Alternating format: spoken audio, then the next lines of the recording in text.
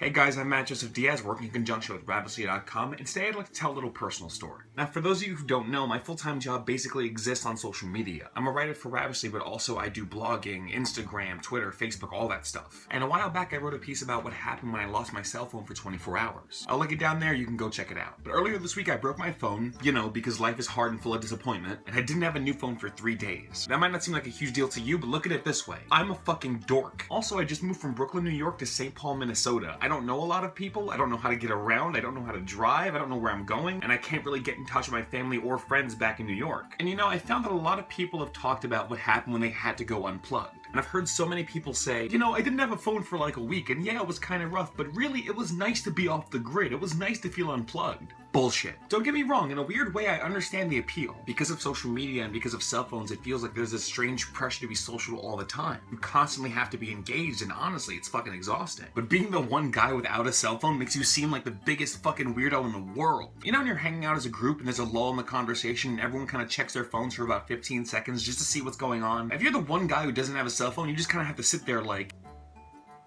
a lot of birds out today. Everybody wants to talk about how cell phones and everything made us antisocial. If you've ever seen any photo from the 1960s, you can see there's always at least 2 or 3 dudes reading a giant newspaper to themselves. People have always had a means to find distraction when in public, because going from point A to point B can be pretty fucking boring when you do it every single day, and there's nothing wrong with wanting to hear a podcast during that time. Besides cell phones making you antisocial, I'm sorry, if I didn't have a cell phone, should I start conversations with random strangers on the fucking bus? Hey, guy in the Kmart shirt who's falling asleep across from me, what are your life goals? What do you like to do? You want to hang out? It feels like older generations always feel the need to give shit to millennials. God, you kids are so lazy. Why don't you go to college and get a good job like I did when I was your age? Well, Grandpa, the private education system is one based on profit, and just generally speaking, tuitions have increased year by year since you were my age. Yeah, well, why don't you just work hard and get a good job and stop working at that Urban Outfitters or whatever? Excellent question, Grandpa. Well, you see, because of the housing market and because of the economy, people your age are actually keeping their jobs way, way later than they normally would be.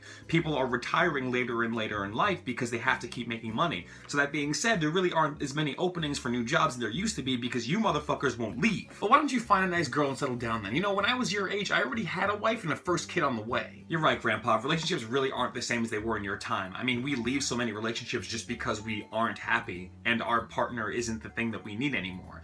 We really should just try staying married to the same person we can't stand for 50 years and then breaking up when we're 70, like you did. Obviously we're just so selfish we care about being happy more than we do about anybody knowing that we're divorcing someone. So yeah, I should just get married at 23 like you did, and then at 60, and then at 65. Man, I swear, your generation is the worst I've ever seen. You're right, Grandpa, we take so many selfies, but do you remember when you had water fountains separated by race and women couldn't vote? But no, really, we're the worst. It's fine to take a break from social media. Social media is fucking exhausting. But our interconnectedness and our ability to communicate with one another isn't a bad thing. And the fact that we enjoy it and revel in it and use it doesn't make us bad people. It's about appropriate timing and context. It's about who you're with. If you're with the right people, you'll take out your phone to take selfies with them to make memories of the situation that you're in. People know what is and isn't appropriate when it comes to cell phones. No one's telling you to take out your phone and take a photo with the corpse at the funeral you're at. Do your thing. Enjoy your cell phone. Enjoy connecting with people. Enjoy social media. Don't let people demonize you just because you have a certain channel you like to communicate through. Especially for people who deal with anxiety and have trouble connecting with human beings in the flesh, being online can be something that helps us out a lot. Just do it in moderation and don't forget to actually take some time and look around and appreciate the people you're with every once in a while. But that's all for now, guys. Check out Ravishly.com for a bunch of great articles, including stuff that I write. Follow me on Instagram, Twitter, Tumblr, Facebook, all at Matt Joseph Diaz. And I'll see you soon.